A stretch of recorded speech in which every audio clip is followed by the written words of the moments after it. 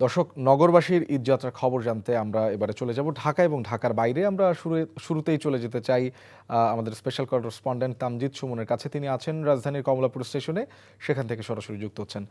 তামজিদ, আপনি সকালে যেমনটি জানাচ্ছিলেন মহাখালী থেকে, এই মুহূর্তে কমলাপুর স্টেশনে ঈদযাত্রার সার্বিক চিত্র কেমন দেখছেন? সেখানে যাত্রী চাপ কেমন? কোনো অনিয়ম লক্ষ্য করেছেন কিনা, বা বাড়তি ভাড়া আদায়ের যে অভিযোগ, এরকম কোনো কিছু চোখে পড়েছে কিনা? ট্রেন ছেড়ে যাচ্ছে সকাল থেকেই এবং সেই সকাল থেকে এখন পর্যন্ত 23টি ট্রেন ছেড়ে গেছে। এখন যে ট্রেনটি ছাড়বে এটি মোহনগঞ্জের উদ্দেশ্যে যাত্রা করবে এবং সকাল থেকেই বেশ কিছু ট্রেন ছেড়ে গেছে যেগুলোতে যাত্রী চাপ ছিল। এমনকি আমরা যেটি লক্ষ্য করেছি, ট্রেনের ছাদেও উঠেছেন যাত্রীরা এবং তারা তাদের বাড়ির উদ্দেশ্যে রওনা দিয়েছেন। ঈদের আনন্দ ভাগাভাগি করে নিতেই আসলে রাজধানীবাসী ঢাকা ছাড়ছেন, গ্রামের বাড়ির উদ্দেশ্যে রওনা হচ্ছেন প্রিয়জনদের সাথে ঈদ করবেন বলে। এবং যাত্রীরা যেটি বলেছেন, এবারে সার্বিক ব্যবস্থাপনায় তারা সন্তুষ্টি প্রকাশ করেছেন। এবং এখানে আমরা দেখেছি কমলাপুর রেলওয়ে স্টেশনে নিরাপত্তা তল্লাশির মাধ্যমে 2টি গেট করা হয়েছে। 2টি গেটের মাধ্যমে যেসব যাত্রীদের হাতে টিকিট রয়েছে তাদেরকে প্রবেশ করানো হয়েছে এবং ট্রেনগুলি নির্ধারিত সময়ের মধ্যেই ছেড়েছে। এখন পর্যন্ত যে 23টি ট্রেন ছেড়েছে, কোনো ধরনের শিডিউল বিপর্যয় হয়নি এবং নিরাপত্তার বিষয়টিও এই স্টেশন কর্তৃপক্ষ দেখভাল করছেন। এবারে যাত্রীরা বলছেন যে পরিষ্কার পরিচ্ছন্ন রয়েছে, প্ল্যাটফর্ম যেমন পরিষ্কার পরিচ্ছন্ন রয়েছে এবং ট্রেনগুলো পরিষ্কার পরিচ্ছন্ন রয়েছে। এখন পর্যন্ত কালোবাজার টিকিটের যে কালোবাজারের বিষয়গুলি হয় সেটি সেভাবে লক্ষ্য করা যায়নি এবং প্রতিনিয়ত আসলে পরিদর্শন করছেন রেলওয়ে কর্মকর্তা এবং সরকারের সংশ্লিষ্ট ব্যক্তিরা। রেলওয়ে ম্যানেজার যেটি জানিয়েছেন, আসলে একই সাথে বেশি যাত্রী যাওয়ার কারণে কিছু ক্ষেত্রে অধিক চাপের কারণে এই ট্রেনের ছাদে উঠেছিলেন যাত্রীরা। তবে এখন বেলা বাড়ার সাথে সাথে যেসব ট্রেনগুলি যাচ্ছে সেগুলিতে আমরা ছাদের যাত্রী দেখতে পাচ্ছি না, নির্বিঘ্নেই যাচ্ছেন এবং যারা যাত্রী সাধারণ রয়েছেন তারা বলছেন যে এবারের ব্যবস্থাপনায় তারা সন্তুষ্ট এবং তারা নির্বিঘ্নে বাড়ি যেতে পারবেন বলে আশা করেছেন। শোভন। দর্শক, আমরা জানছিলাম রাজধানীর ঈদযাত্রার খবর। এবারে চলে যাব ঢাকার বাইরে, কুমিল্লাতে। সেখানে আছেন স্থানীয় প্রতিনিধি মাহফুজ নান্টু। মাহফুজ, ঢাকা চট্টগ্রাম মহাসড়কে যানবাহনের কোনো চাপ দেখছেন কিনা, সার্বিক পরিস্থিতি আমাদের জানাবেন। শোভন, সকাল থেকে মানে বেলা বাড়ার সাথে সাথে কিন্তু ঢাকা চট্টগ্রাম মহাসড়কের যে কুমিল্লার অংশ রয়েছে 100 কিলোমিটার, সে 100 কিলোমিটারে কিন্তু যানবাহনের চাপ বাড়ছে। আমরা হাইওয়ে পুলিশের সাথে কথা বলেছি, তারা 37টি স্থান নির্ধারণ করেছেন যানজট নিরসনের জন্য। সেটা দাউদকান্দি থেকে শুরু করে চট্টগ্রামের চূড়া পর্যন্ত, এবং এই 37টি স্পটে অতিরিক্ত 200 পুলিশ সদস্য মোতায়েন করা হয়েছে।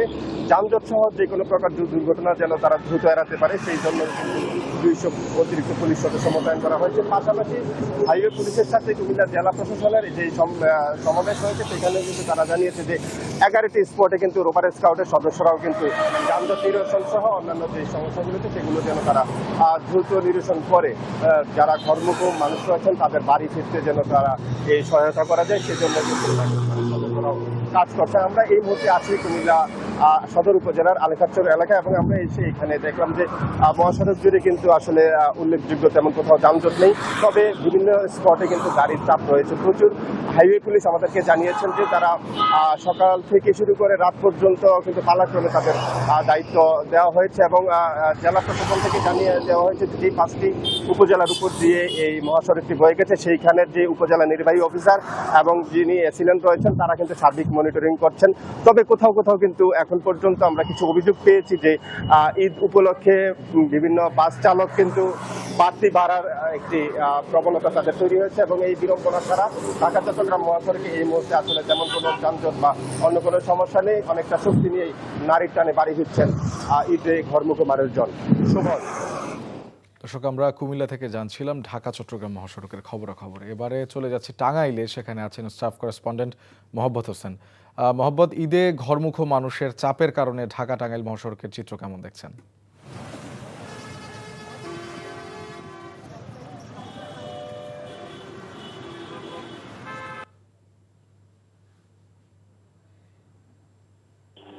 গতকাল থেকে এই মহাসড়কে এই যাত্রা গতকাল থেকে এই গত 2 দিনে প্রায় 3 গুণ যানবাহনের সংখ্যা বেড়েছে এই মহাসড়কে। তবে এরপরেও কিন্তু এখনো পর্যন্ত যানবাহনের কোনো দীর্ঘ সারি বা কোনো যানজটের সৃষ্টি হয়নি। তো পুলিশ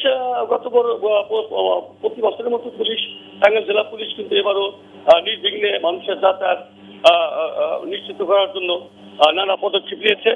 তো পুলিশের ধারণা যে এই মহাসড়কে যদি কোনো দুর্ঘটনা না ঘটে, অর্থাৎ সড়ক দুর্ঘটনা এবং যানবাহন বিকল হয়ে না পড়ে, তাহলে যানজটের সৃষ্টি হবে না, এমনটাই তারা মনে করছেন।